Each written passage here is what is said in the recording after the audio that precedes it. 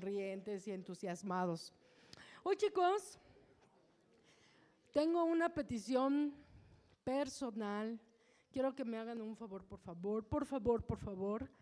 Pongan su celular en modo de avión, pónganle pausa al videojuego, ya no le contesten a la novia, al novio, al amigo, a la mamá, al papá, no le contesten, dejen que los extrañen un ratito, porque quiero invitarlos a que disfruten de esta charla. Esta ha sido una jornada padrísima, esta primer jornada de El Mar Nos Llama, si CCH Azcapo responde, ha sido una jornada fabulosa.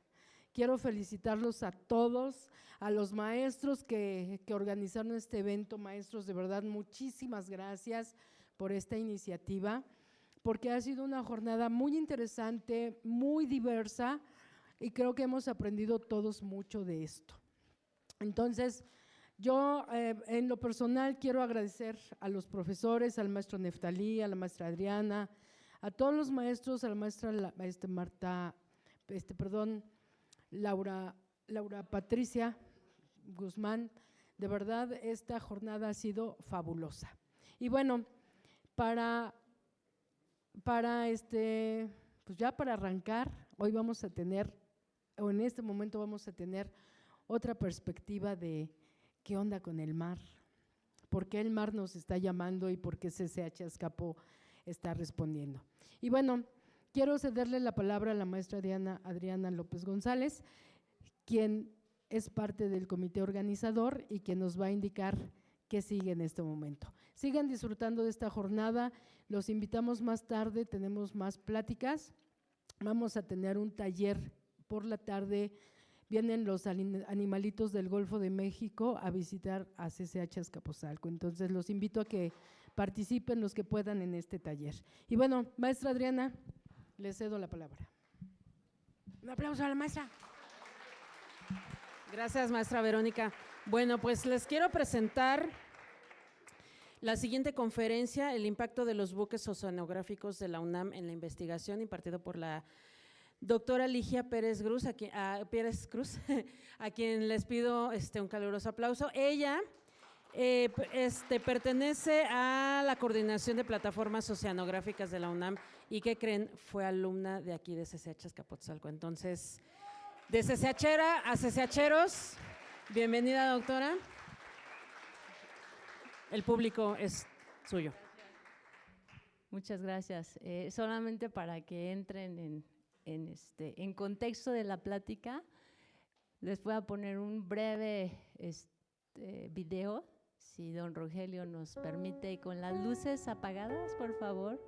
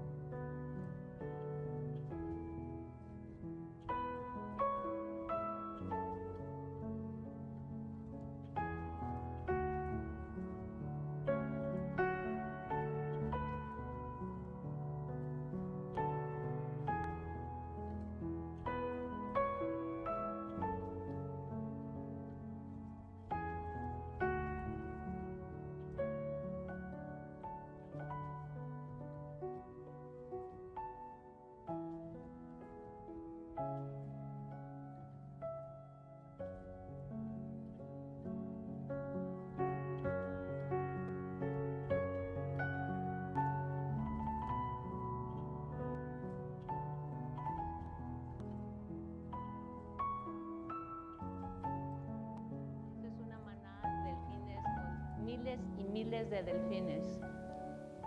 Y en esta, seco. Este es el buque oceanográfico El Puma, navegando en el Golfo de California. Muchas gracias, Rogelio.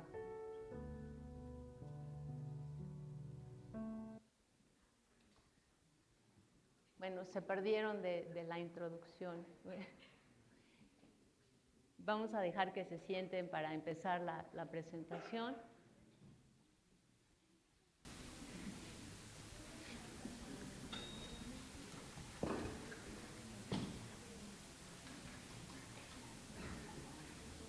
Aquí hay lugares aquí enfrente si se quieren sentar aquí. Bueno, como les voy a iniciar, espero no aburrirlos, sino motivarlos. Estoy súper contenta de haber regresado al CCH después de algunos años. Cuando me fui a este auditorio no existía. Fueron de los 14 a los 17 años que estuve aquí en el CCH, o 16, fueron de los mejores años de mi vida, donde respiré libertad y donde mis maestros de filosofía, ciencias políticas, lógica, de redacción, realmente dejaron una huella muy profunda en mí, sobre todo una maestra que nos llevó nos acercó al método científico y que ahí derivó un poco la carrera que tengo. Soy bióloga transformada a oceanógrafa y me dedico al estudio de los sedimentos marinos en ambas costas. He navegado más de 40 veces, 50 en los buques de la UNAM, 40 en los barcos, en otros barcos internacionales, y he trabajado en plataformas petroleras. Entonces he sido muy afortunada, y por eso digo, dentro de toda mi vida afortunada fue haber estado en el CCH Azcapotzalco, y de verdad me dio mucho gusto que me invitaran y poder estar aquí de nuevo. Llegué antes para ver el muro del edificio N, donde jugaba frontón con la mano. Ya lo reconocí, pero ahora ya no vi a nadie jugando. Los tiempos cambian. Bueno, la plática, no me acuerdo cómo le pusieron aquí en el CCH, de los buques de la UNAM y la investigación. Yo le quise poner más que barcos, porque ahora los tenemos que ver como una oportunidad para entender el océano y proteger el planeta. Me comentan que este seminario o esta organización de este evento está muy relacionada con uno de los objetivos de la UNESCO, que es creo que el número 14. Entonces tenemos que hablar de sostenibilidad, y para allá va la parte final de la presentación.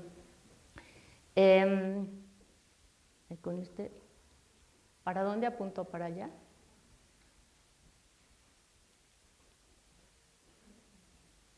Ok.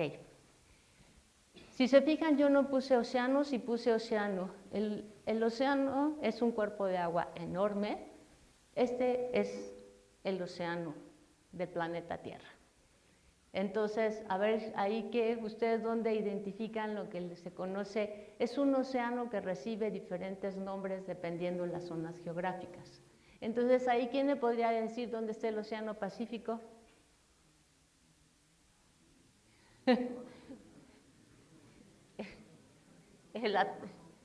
Ya al menos pudieron identificar el Atlántico, ¿no? El Océano Pacífico, que es el más grande y profundo. Bueno, esto es el océano, de eso se trata. Creo que este evento de Azcapo, dirigiendo sus miradas al mar, bueno, yo diría las miradas al océano, a un entendimiento más claro de lo que es el océano. Solo pasó. Y bueno, aquí es un solo océano que recibe diferentes nombres. Está lo que nosotros vemos, la cuenca del Océano Pacífico, la cuenca del Océano del Sur, la cuenca del Océano Índico, el Atlántico y el Ártico. Entonces, seguro que todos lo habían identificado, y seguramente en una de las pláticas que les dieron la semana pasada, donde hablaban de la importancia que tiene el océano para la sostenibilidad de las diferentes formas de vida, comentaron sobre la vida se originó en los océanos. Entonces, el océano es la cuna de la vida, pero ¿cuándo se originó la vida? Este esquema, que para ustedes a lo mejor no es muy familiar, lo que está representando es desde aproximadamente 65 millones de años al presente y cómo ha cambiado la temperatura en el planeta, cómo ha habido eventos más cálidos y eventos más fríos. Y ustedes van a decir, bueno, ¿y por qué me ponen un diagrama? ¿Por qué crees que te pongo un diagrama del tiempo geológico cuando te estoy hablando del océano? ¿Por qué creen que les pongo una? Precisamente es porque, acuérdense que yo fui estudiante de aquí y me las sé casi todas. La situación es que si yo estoy diciendo que el océano se formó hace millones de años en un océano muy somero, alrededor de hace 4.000 millones de años, por eso se le llama la cuna de la vida. Y es donde se encontraban las primeras formas de vida, las que se conocen como cianobacterias, y de ahí hubo toda una evolución. ¿Y por qué pongo un esquema en donde les estoy mostrando cómo ha cambiado la temperatura en el planeta Tierra en los últimos 65 millones de años? Aquí es donde ese punto de inflexión es cuando se extinguieron los dinosaurios, para que tengan una referencia. Esto es porque el clima, el océano, es el principal regulador de la temperatura del planeta, ¿sí? Es lo que propicia que nosotros tengamos, o que mucha de la biodiversidad tenga la capacidad de desarrollarse en un clima más o menos agradable, ¿sí? Entonces, el océano abarca el 70% de la superficie de la Tierra, con profundidades de más de 11.000 metros, esa es la parte más profunda hasta ahora conocida. Su papel es esencial en el control del clima por su gran capacidad calorífica, o sea, absorbe una gran cantidad de gases de efecto invernadero, y entonces lo que propicia es que la temperatura en el ambiente, en la atmósfera en donde estamos habitando, sea lo suficientemente buena para que nosotros podamos vivir. Es el mayor subminero de carbono, precisamente por toda esta situación que estamos viviendo, donde hay más emisión de dióxido de carbono. ¿Por qué? Por el uso de combustibles fósiles tenemos una mayor emisión de dióxido de carbono. El dióxido de carbono es un gas de efecto invernadero y eso produce un calentamiento, ¿ok? Y entonces eso es clave para que, si el océano está secuestrando estos gases que que tienen este efecto, podamos tener una mitigación para el cambio climático. Todos los procesos, regularmente lo que veo, por ejemplo, es que tienen como más acercamiento a la parte costera, la playa. Esa exposición fotográfica que tienen allá es muy bonita, muestra la costa más que el océano como tal, pero y tienen mucha información sobre los organismos, porque es lo más cercano, lo que de alguna forma nos compartimos, la vida. Pero sin embargo, el océano es más que eso, es geología, es química, es física, sobre todo, todos los movimientos, y eso es de lo que les voy a tratar de acercar un poquito el día de hoy.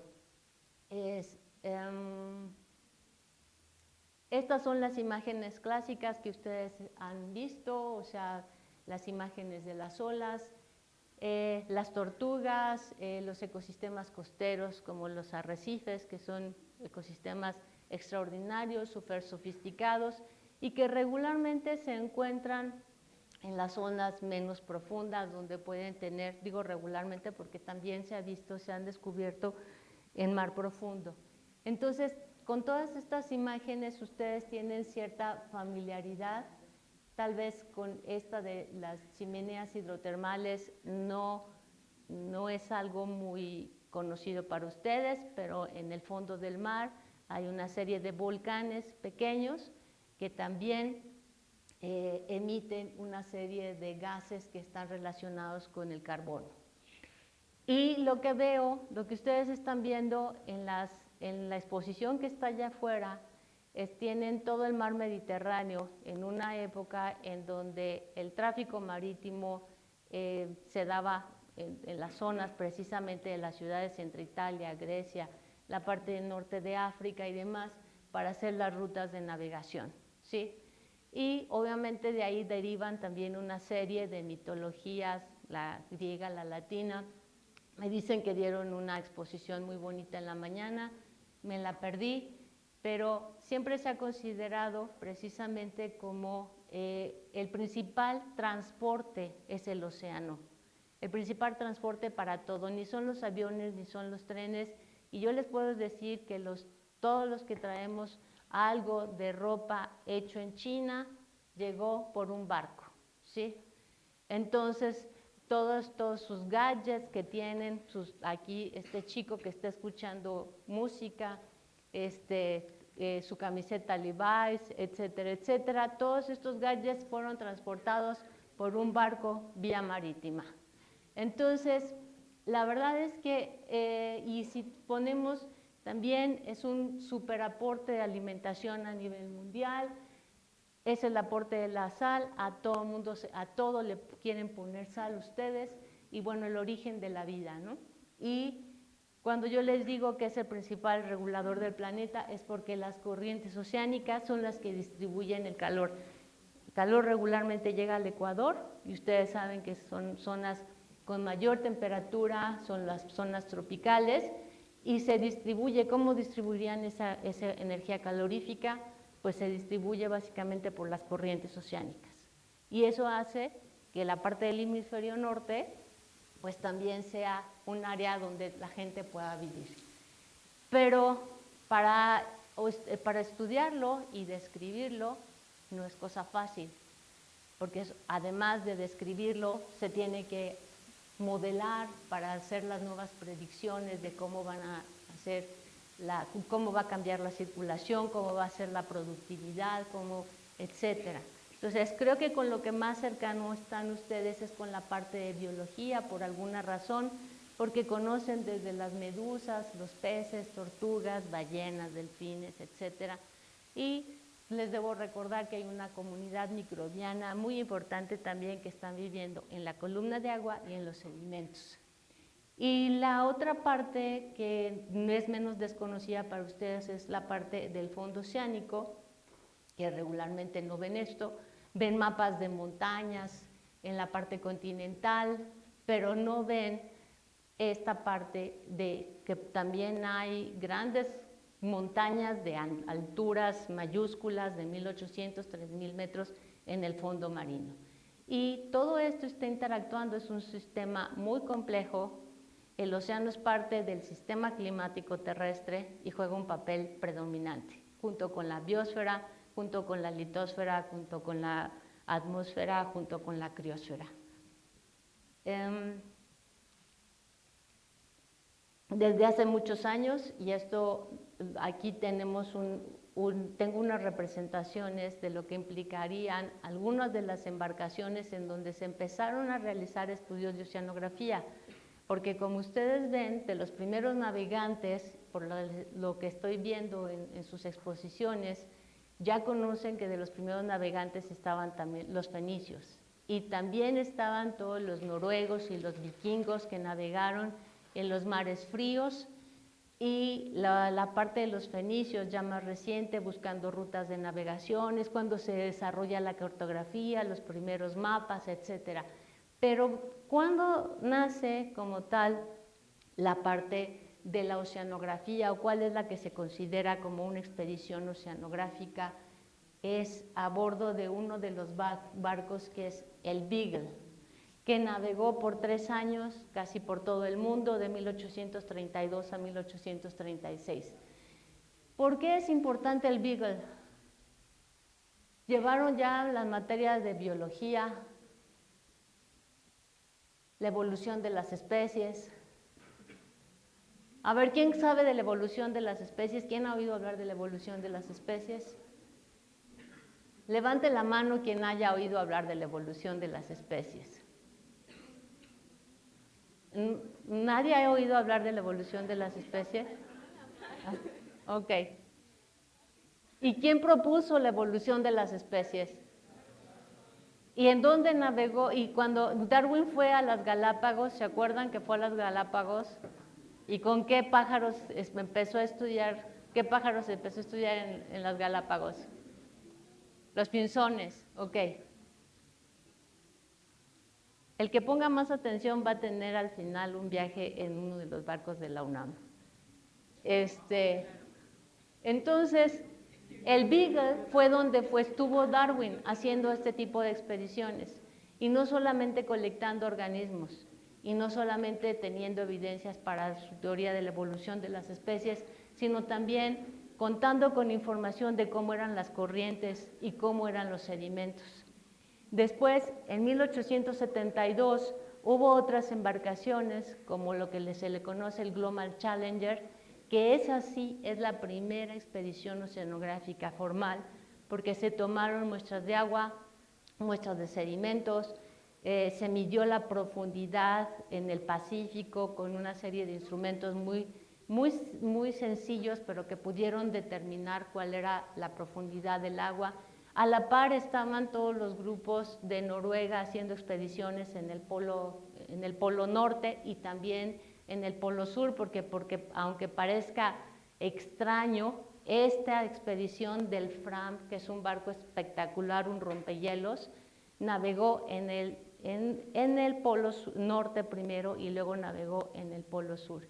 Y así, en el siglo pasado, por ahí de 1930, en Estados Unidos se crean instituciones icónicas que empiezan el desarrollo de la investigación en los mares y obviamente empiezan a tener para ello una serie de embarcaciones. Está una nueva embarcación que se conoce como el Global Challenger 2, que colecta una serie de sedimentos para ver la evolución de la vida, del clima, etcétera. Pero aquí quiero llamar la atención de que por ahí de los 80 llegan dos embarcaciones a México. El Puma y el Justo Sierra. 1980 llega el Puma, 1982 llega el Justo Sierra. Y después de esto, pues hay una serie de desarrollos, ya tienen sus años, entonces ahora hay una serie de embarcaciones más sofisticadas, con más equipo y con otro tipo de planes, de proyecciones para el estudio de los mares. Uno de los más bonitos es el Odeón de Buen, que es un barco español que tiene una serie de equipos, y el Falkor 2, que son embarcaciones que permiten hacer investigaciones de frontera. Cuando hablo de frontera son colaboraciones internacionales y con un alcance mucho mayor. Ok, pero ¿por qué México tiene dos barcos? ¿O por qué la UNAM tiene dos buques oceanográficos? ¿Sí? Porque de alguna manera tenían que haber dicho qué pasó. En 1970 se nombra la Zona Económica Exclusiva de México, la Zona Económica Exclusiva Marítima, y lo que hacen es que dicen, bueno, ahora México tiene un mar patrimonial de más de 3.269.000 kilómetros cuadrados, más toda la zona de litorales. ¿Y qué es lo que pasa? Ese territorio es más del doble del territorio continental, ¿sí? Y entonces era un reto enorme poder estudiar esos mares mexicanos y poder caracterizarlos. Y además, pues, con toda la importancia económica para transporte, para lo que ustedes gusten, entonces dijeron, bueno, ¿qué vamos a hacer? Y la UNAM toma ahí el estandarte y dice, tenemos que tener barcos de investigación oceanográfica para poder, esto es lo que está en lila y eso, para poder estudiar todo lo que es nuestro mar patrimonial. Y entonces mandan a hacer dos embarcaciones, una para que esté del lado del Golfo de México y otra para que esté en el Pacífico mexicano. Entonces, en aquel momento, donde se construyen los barcos se llaman astilleros, y entonces bueno, imagínense, tenían todo el Golfo de California, ¿sí? Decían, tenemos que estudiar el Golfo de California. Sí, el Golfo de California es la cuenca oceánica más joven del mundo. Cuando hablo que es más joven es porque tiene alrededor de 5 millones de años. Es una cuenca tectónicamente activa. Siempre han oído hablar de que en San Francisco tiembla mucho, ¿no? En el norte. Y entonces es precisamente porque se está desprendiendo el brazo de la península y está derivando al norte. Entonces, para ver todos los procesos de sísmica, de tectónica, es súper importante. Además, es uno de los mares más productivos a nivel mundial, ¿sí? Decía Cousteau que era un laboratorio natural, y es impresionante la biodiversidad, la productividad que hay en esa zona. Tenemos el Golfo de Tehuantepec. Es uno de los sitios del mundo más notorios por los vientos. Los vientos pueden alcanzar velocidades de más de 150 y 180 kilómetros por hora, los cuales vienen precisamente del Golfo de México y se canalizan por el Istmo de Tehuantepec, llegan aquí y producen una dinámica oceánica impresionante que mueve masas de agua superficiales ricas en nutrientes y por lo tanto también es una zona de alta productividad biológica y es la conexión que tenemos también con el resto del Océano Pacífico tropical. Luego dijeron, bueno, y tenemos también una parte importante de lo que es el Golfo de México. El Golfo de México es, contrariamente al Golfo de California, el Golfo de México es una de las cuencas más antiguas, entre 167 y 170 millones de años, pero por su edad también es un reservorio súper importante de hidrocarburos y gas. Y ustedes saben, el 80% de gas y de hidrocarburos con lo que se sostiene México viene del Golfo de México, ¿sí? Tiene componentes súper importantes en la circulación oceánica que están relacionadas con la circulación del Atlántico.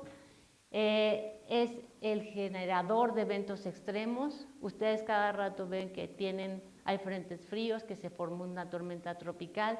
El 9 de noviembre va a entrar otro norte, otra onda fría. De una vez les aviso para que traigan su chamarra. Tiene pesquerías importantes, y cuando hablo pesquerías no hablo solamente del robalo y el guachinango, también del pulpo, también de los camarones, etcétera. Y bueno, tienen procesos sedimentarios y geológicos, incluyendo el cráter de Chicxulub, del cual les voy a hablar más tarde, y obviamente el impacto que puede tener en derrames petroleros que está afectando pues toda la zona. Entonces, con todo eso en mente, la gente de la UNAM dijo, un ex rector, Guillermo Soberón, convenció a Pemex y convenció al gobierno mexicano para comprar 2 embarcaciones y que se quedaron con la UNAM. Uno es el Puma, porque es la mascota. Fue construido en 1980 y puesto en operación en 81. Se construyó en Noruega. Tiene de largo 50 metros y de ancho aproximadamente 10 metros y tiene su muelle de operaciones en Mazatlán, Sinaloa. Construyeron una embarcación gemela, que es el Justo Sierra.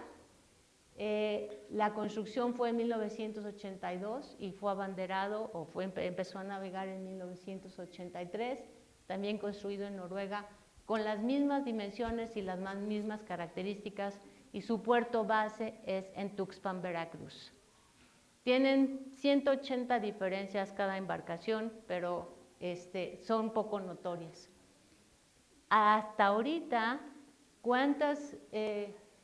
el número de campañas de investigación oceanográfica que se han llevado a cabo en ambos barcos suman casi 800. En el Puma, 391, y en el Justo Sierra, 404. Sí. Y las millas recorridas, bueno, son miles de millas recorridas en cada uno de los barcos. El Puma ha llegado a hacer investigaciones en las costas de Estados Unidos hasta muy al norte, pues, mientras que el Puma, pues, no nada más navega en las aguas del Golfo de México, sino también ha ido hasta Alaska el puma y también ha ido hacia las costas de Colombia en la parte del Pacífico. Y mientras que el justo sierra, pues navega en el Caribe mexicano, navega en el Golfo de México, en aguas de Estados Unidos y en aguas cubanas. ¿Y qué hacen? O sea, ¿cuál es la contribución de estos barcos? Si yo les digo que son casi 900 campañas oceanográficas, todas han tenido un objetivo diferente. Y el primer objetivo que tuvo sobre todo el Puma fue conocer la biodiversidad de los mares mexicanos. Es como ustedes ahora, si van a un bosque, quieren conocer los pájaros o quieren conocer las plantas o los hongos o las bacterias asociadas a algunos espacios del bosque, etcétera. Pues aquí era un reto enorme porque no se tenía conocimiento de la biodiversidad. Y cuando hablo de biodiversidad es de crustáceos, el que está levantando el brazo allá, desde crustáceos hasta peces, hasta organismos que viven enterrados en el sedimento. Entonces, este fue uno de los primeros objetivos que tuvo todos los organismos que viven en la columna de agua, porque algunos viven en la superficie, los que ya tienen algún acercamiento en biología, que es el plancton, el nécton, los que están nadando en la zona pelágica, y el bentos, que son los que están enterrados en los sedimentos. El mapeo del fondo marino, no teníamos ningún conocimiento sobre cómo estaba el fondo marino, y entonces los barcos tienen equipos especiales que a través de acústica pueden determinar cómo es el fondo marino. ¿Cómo es la química del océano? Se pueden colectar muestras de agua y ver qué química tienen, cuántas sales, si hay contaminación, si hay elementos que están contaminando, la cantidad de nutrientes que también nos va a decir si es posible que incrementen o que por la poca cantidad de nutrientes disminuya la productividad en un área, y esto tiene que ver con la cadena trófica, de que, bueno, si hay mucho fitoplancton o muchas plantas, pues probablemente haya más organismos de mayores tallas. Datos metoceánicos. Esto es un tema súper importante que se ha visto, tratar de ver, caracterizar las diferentes masas de agua. En el océano hay masas de agua que tienen diferente temperatura y salinidad, y esto nos da la densidad, y entonces hay superficiales cálidas, frías, muy profundas, y esto también es importante para la movilidad de los organismos.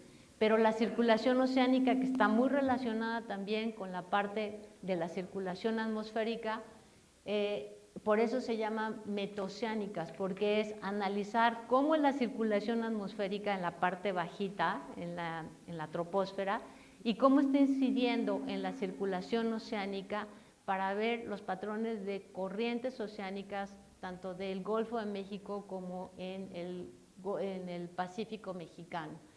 Mitigación de desastres, irse un poco más hacia subsuelo, ver cómo están, como les digo, tanto en la península, en el Golfo de California, como enfrente de Guantepec, en el Pacífico mexicano sobre todo, hay una zona también, somos un país que está sobre placas tectónicas del lado del Pacífico muy activas, entonces lo que quieren ver es cómo son los temblores, cómo se pueden medir desde el océano, porque acuérdense que los grandes temblores pueden producir tsunamis o grandes tsunamis que afectan las zonas costeras.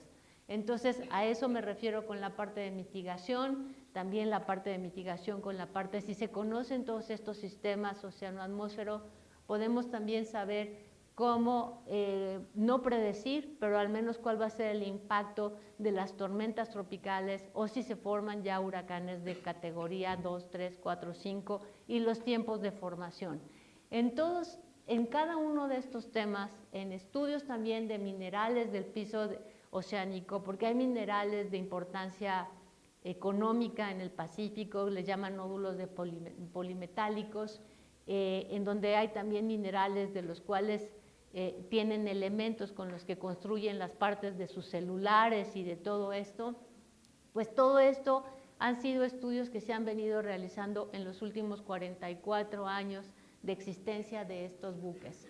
Entonces, como verán, la importancia que tienen, y no es que no haya otras embarcaciones que lleven a cabo estos estudios, la Secretaría de Marina tiene 6, no tienen las capacidades que tiene este barco, el Instituto de Investigaciones Pesqueras tiene otro que se dedica más a pesquerías, que está parado por cuestiones de recursos, y entonces imagínense que no tenemos más que una flota con todos estos 3 millones de kilómetros, con todas estas oportunidades de conocimiento, y tenemos una flota de menos de 12 barcos, ¿sí?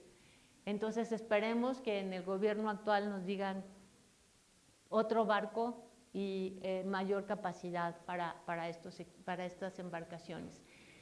Este es un ejemplo por ejemplo, de todos los muestreos que se pueden hacer en el Golfo de México. Voy a empezar por el Golfo de México porque me decía mi mamá siempre darle prioridad a los viejitos, y entonces esta es la cuenca oceánica más viejita. Entonces aquí pueden ver todo ese muestreo que está ahí, que se hicieron con varias embarcaciones, incluida el Justo Sierra, que es el que está navegando aquí, nos permitió conocer cómo eran las comunidades planctónicas y construir un atlas, ¿sí? En las condiciones metaoceánicas, lo que les decía, a bordo del Justo Sierra se han medido esto que ven aquí, que es como un lazo, así se llama, la corriente de lazo. Se quebraron la cabeza para ponerle el nombre, ¿no? Pero ¿por qué es tan importante? Les voy a pasar esta. Esta es una imagen de cómo se forman una serie de giros o remolinos y cómo se forma una corriente aquí, que les digo que es la corriente de lazo, y cómo se distribuye. Este color rojo quiere decir la temperatura que tiene el agua superficial. Y vean cómo se distribuye esto, sale por el canal de aquí de Florida y cómo se va al Atlántico Norte. Así dicen en Inglaterra y en Europa. Gracias a la corriente del Graso y lo que les dicen el Gulf Stream, nosotros podemos tener temperaturas con las cuales podemos estar reconfortantes, porque es lo que les digo, distribuye el calor para que no se concentre en la franja tropical. Entonces, el entendimiento de esta corriente es súper importante. Aquí se han llevado a cabo están ahorita navegando, el barco está navegando ahorita en el Golfo de México, poniendo una serie de medidores, se le llaman anclajes, para medir las corrientes, la temperatura, la velocidad, la dirección, y poder saber para dónde se dirigen estas corrientes y cómo la van a poner en los modelos para hacer predicciones a futuro. Este es el Justo Sierra, lo que ustedes están viendo aquí son una serie de boyas para después identificar todos los anclajes.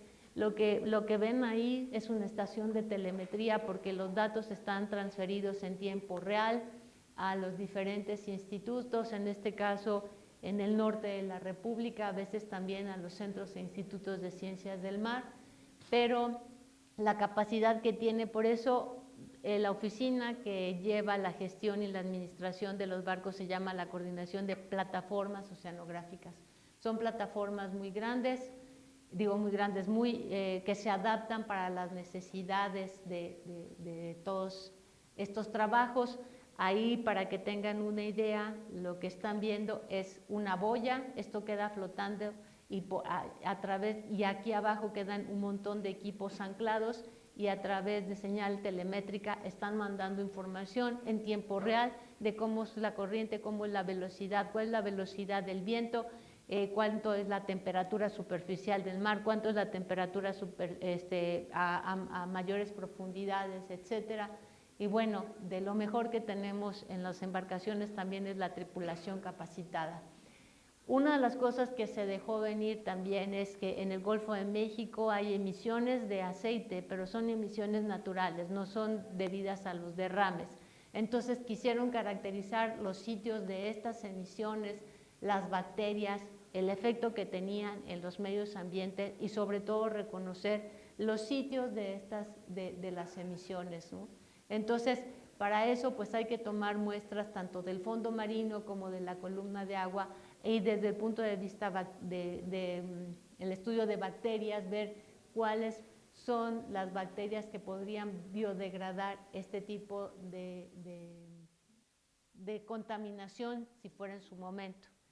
En años, los últimos como 10 años, 15 años, se formó algo que se llama el Consorcio de Investigación del Golfo de México, derivado, a lo mejor ustedes lo vieron en Netflix, hubo un derrame muy famoso de una plataforma que se llamaba New Horizon y produjo grandes estragos en los ambientes del Golfo de México, y entonces de ahí se derivaron a hacer con los barcos de la UNAM, con más de 90 instituciones participantes, estudios de línea base, monitoreo ambiental, modelos de circulación, derrames de petróleo. O sea, la importancia que tiene esto para la mitigación en un momento dado es súper importante. Aquí es una muestra de cuáles serían por ejemplo, las bacterias que se podrían ver en los derrames petroleros. También se han hecho estudios de batimetría, de mapeo del fondo marino, y lo que ustedes ven es cómo puede ser usado para las diferentes áreas, porque cuando alguien habla de oceanografía, la mayoría piensa en biología marina, y el campo está súper abierto, tanto para biólogos como físicos, químicos, de todas las áreas del conocimiento. Los mapas generados tienen un detalle impresionante en donde pueden verse hasta las marcas de la circulación oceánica en el pasado, o este tipo de rugosidades que nos están indicando corales en aguas muy profundas. Y más allá, por ejemplo, los estudios de sísmica 3D, que además nos permiten ver la parte del subsuelo con los sistemas que están en los barcos. Si me voy a la costa del Pacífico, lo que les comentaba es precisamente que es una zona tectónicamente activa, y de los grandes logros es las colaboraciones que tiene México con el mundo y los barcos de la UNAM con el mundo. Este es un estudio con un consorcio de Japón para estudiar los sismos en esta parte de la brecha de Guerrero. Siempre que tiembla dicen que el epicentro fue en Oaxaca o fue en Guerrero, en las costas de Guerrero o en no sé dónde, sí o no, porque es una zona tectónicamente activa, y entonces lo que trataron de hacer es montar una serie de equipos en el mar profundo para detectar con antelación, o bueno, en tiempo suficiente como para hacer un desalojo de las zonas y prevenir por si ocurriera un tsunami. Pues pusieron una serie de equipos de detección en el mar, los cuales siguen colectando información sísmica. Y esto es para prevención de desastres, como es la parte de tsunamis. En el mar que nos llama, en lo que hicieron ustedes, fue algo como muy interesante, porque pusieron una figura icónica de Hokusai, que es la ola que precisamente allá al fondo está en Monte Fuji. Y bueno, se fijan aquí toda la gente que está en las embarcaciones que ya tal vez perecieron, pero es la representación de la gran ola, que es uno de los tsunamis muy representativos. Y además que Japón, precisamente este estudio de México-Japón fue muy importante, porque son zonas que son tectónicamente activas. También, si lo quieren leer en japonés, ahí está, ¿ok?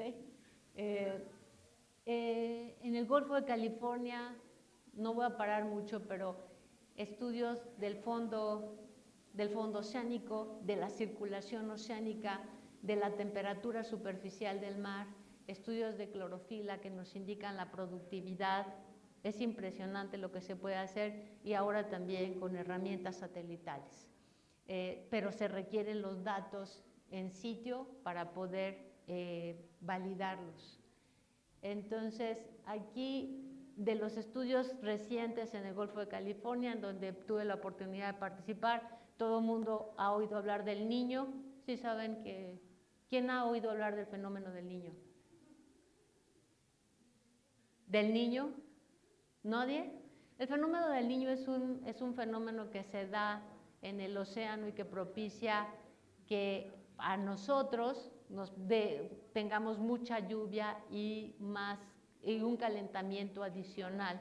¿ok?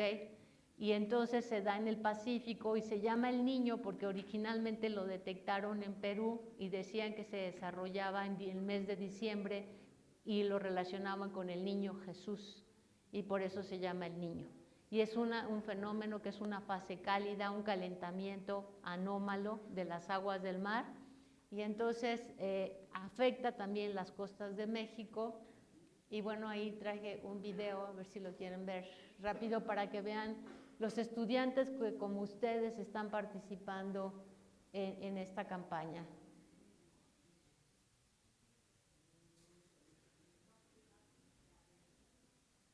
¿Tiene sonido? Rogelio, ¿le puedes poner sonido? Bueno, se los platico yo, porque Rogelio no me hace caso. Lo que quieren es, tiene sonido el video.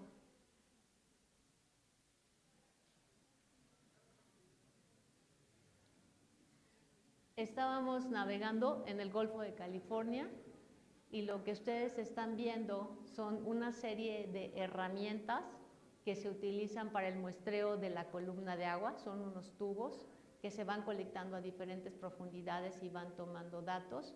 Estos se encuentran en un registro de observaciones y van viendo cómo la temperatura, la profundidad, la salinidad cambia. Las muestras de agua se analizan para ver la cantidad de oxígeno disuelto, la cantidad de bacterias, y todo esto se hace a bordo. Estas muestras después fueron traídas a los laboratorios en México para hacer investigaciones de química marina. Los datos se colectaron para hacer investigaciones de la dinámica oceánica. Bueno, él es el doctor Martín Merino, pero no sé por qué se paró aquí. Rogelio, ¿me puedes ayudar con el video?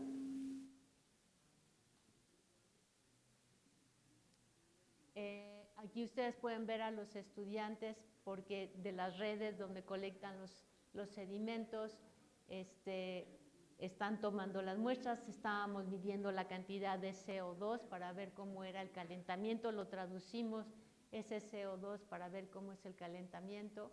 Y aquí el gusto que teníamos es que hubo un grupo importante de estudiantes de la universidad que participaron, que es un video rápido para que vean más o menos cómo meten las redes, en donde vienen colectados los pequeños organismos que se llevan al laboratorio y después se analizan. Las discusiones para ver, seleccionar los mejores sitios. Y bueno, la idea fue que nosotros tratáramos de caracterizar este evento que tiene importancia de carácter global en los océanos, que pudiéramos nosotros también caracterizarlos en las aguas mexicanas.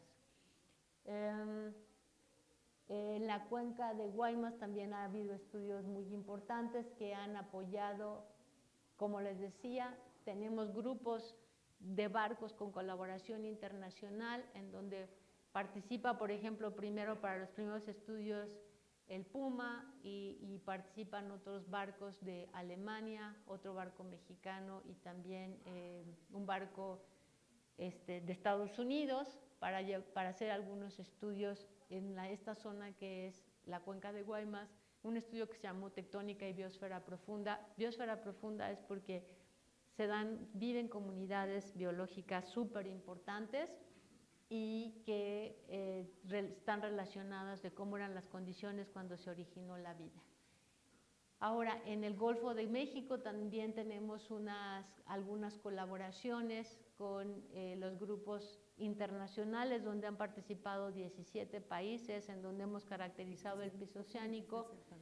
¿Quién ha oído hablar del Chicxulub? 2. ¿Qué es el Chicxulub? Chicxulub, a ver, pronuncia Chicxulub, es una palabra maya, ¿sí? Me voy a detener aquí un poquito porque aquí está parte de mi corazón también. El cráter, ustedes saben que hace 65 millones de años se extinguieron los dinosaurios, ¿cierto? Y creo que todos saben que la extinción de los dinosaurios se debió al impacto de un asteroide o de un meteorito. El impacto del meteorito cayó en lo que hoy es la plataforma de Yucatán, en Yucatán y la plataforma continental de Yucatán. Y formó un cráter de aproximadamente 200 kilómetros de diámetro, ¿ok? Ese cráter, la mitad está en tierra y la mitad está en el mar. Entonces, este proyecto internacional con 21 países participantes, entre Japón, Alemania, Estados Unidos, etcétera, con apoyo también del Justo Sierra, vinieron a realizar estudios, han venido a realizar estudios en 2 ocasiones a esta parte. Entonces, esto es una cuestión que tiene que ver con el origen de la vida, que tiene que ver con el impacto a nivel de los asteroides, del cinturón de asteroides, o sea, con astronomía, con física, con un montón de cosas. Entonces, esto es la aportación de los barcos de la UNAM al conocimiento, no al conocimiento nada más global de lo que nosotros tenemos, sino al conocimiento, al conocimiento local o regional, sino también a un conocimiento global. Principales logros, se los tengo que resumir aquí brevemente: la biodiversidad en los mares, el conocimiento de los ecosistemas marinos, conocer la estructura hidrográfica, las masas de agua, la interacción océano-atmósfera, el poder mapear el fondo marino, el saber cómo está, cómo ha habido, si hay o no contaminación, la condición de sismos pasivos para todos estudios de mitigación y riesgo, los fenómenos de desoxigenación y acidificación de los océanos que estamos viviendo por la contaminación que hay con gases de efectos invernadero, las reconstrucciones del clima en el pasado, lo que se conoce como paleoceanografía y paleoclimatología, y un montón más. De esto se han generado una cantidad de tesis impresionantes de estudiantes de licenciatura, maestría y doctorado, y se han publicado cientos de artículos. ¿Hacia dónde vamos? Lo que tendríamos que tener serían embarcaciones, para decir que tienen tecnología de los 40 o los 50, de hace 40 años o 30 años. La tecnología, y ustedes lo saben, su celular lo tienen que cambiar de vez en vez porque la tecnología ya es más moderna.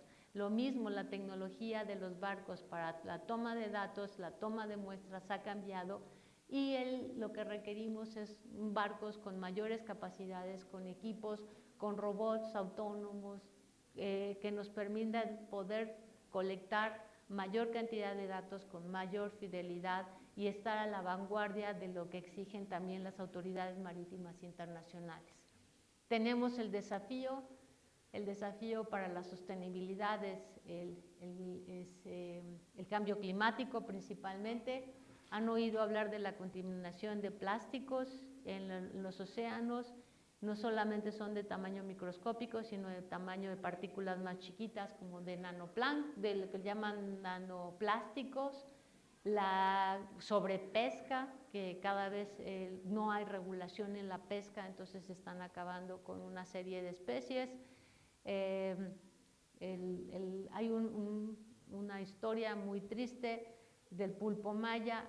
No es porque sea cabezón, el pulpo maya es un pulpo que crece en las costas de la península de Yucatán y se está extinguiendo porque hay una sobrepesca del pulpo, y lo que pasa es que el pulpo desova con ciertas características de temperatura, y ahora, como está subiendo la temperatura, desova tempranamente y produce pulpos inmaduros y que se mueren más rápido, y entonces los están sobrepescando a todos estos chiquillos y están acabando con la especie. Entonces, así como ese ejemplo debe haber un montón, lo de la vaquita marina en el Golfo de California, etcétera. Entonces, está también toda la parte de destrucción de los hábitats, precisamente por toda la parte de las tormentas tropicales, de los ciclones, que cada vez están afectando más las zonas costeras. Entonces, no lo vean, ojalá que lo puedan ver como algo que sí está ligado con su vida diaria, porque así como les digo de que el componente que están utilizando para el celular es transportado por una embarcación en el mar, así les puedo comentar que la temperatura que nosotros tenemos en la Ciudad de México, aunque estemos muy lejos de las costas, también está relacionada con la regulación que tiene el océano, que también todos los fenómenos meteorológicos que estamos viendo de las inundaciones y la precipitación tiene que ver con esto, que la parte de la alimentación también está relacionada con el mar, y yo no pensaría que hubiera algo que hiciéramos en nuestra vida cotidiana que no tuviera que ver con esto, porque es a final de cuentas el sistema planetario, la casa donde estamos viviendo. Que no lo tengamos cerca no quiere decir que Él no esté pensando en nosotros. Entonces, esto que les comentaba de la extinción de los dinosaurios hace 66 millones de años, fue dado no porque les cayera el cocolazo, o el chichulubazo que les diera en la cabeza a los dinosaurios, fue por el cambio climático abrupto que se produjo en una fracción de tiempo muy rápida, ¿sí? Entonces, lo que nosotros estamos produciendo con todo lo que hacemos los seres humanos, desde la secadora, la emisión de gases de efecto invernadero que no son naturales, como son todos los clorofluorocarbonos que están emitidos por todos los sistemas de enfriamiento, refrigeradores, etcétera, por las emisiones de gases tóxicos, bueno, gases de efecto invernadero como la gasolina y demás, pues todo eso está destruyendo los hábitats. El plástico es increíble, ¿no? En todas partes tenemos contenedores de plástico. Todo eso está cambiando la configuración, como les digo, es un sistema acoplado de tal forma que entonces está produciendo una serie de efectos, de huracanes, tormentas tropicales, el daño que es en las costas, inundaciones. Los que leen un poco el periódico se podrán haber dado cuenta de la inundación que pasó hace unas semanas en Poza Rica. Es tremendo lo que pasó, la zona que quedó inundada.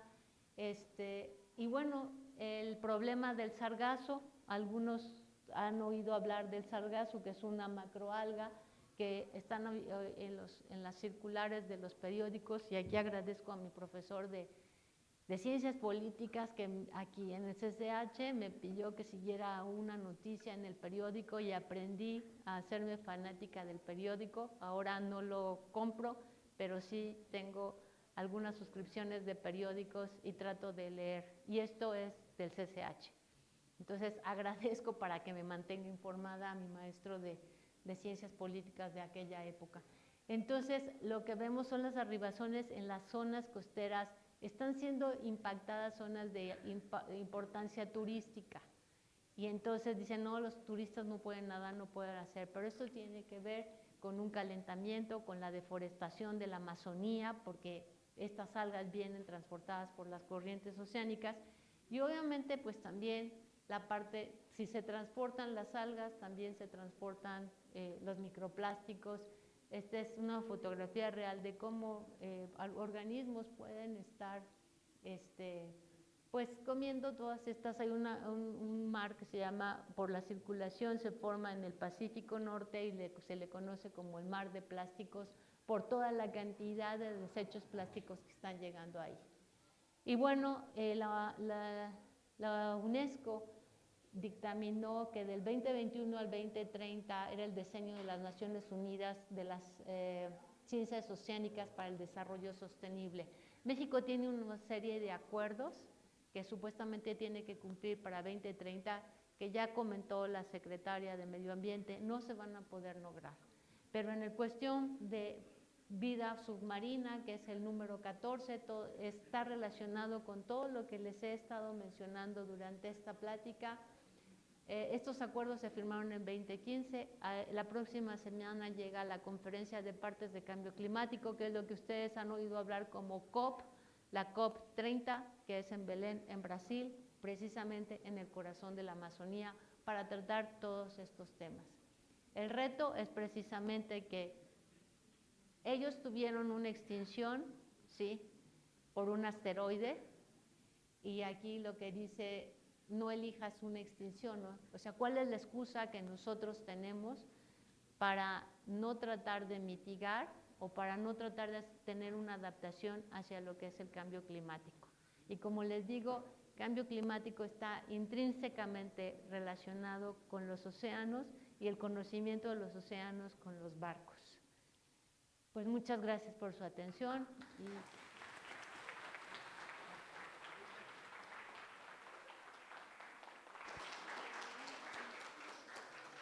Agradecemos a la doctora Ligia Pérez Cruz por su participación. Le hacemos entrega de una constancia y de un pequeño obsequio.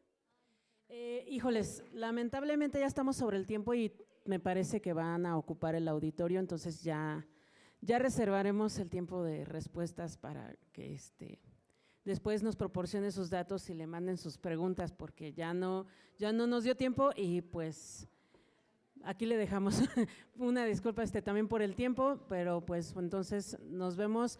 Enseguida creo que va a haber un taller para profesores sobre cultura oceánica y ya más tarde una conferencia también, ya para a punto de la clausura. Entonces, bueno, si gustan acompañarnos más tarde, yo sé que son del matutino, ya se tienen que retirar, pero bueno, queda abierta la invitación. Muchas gracias.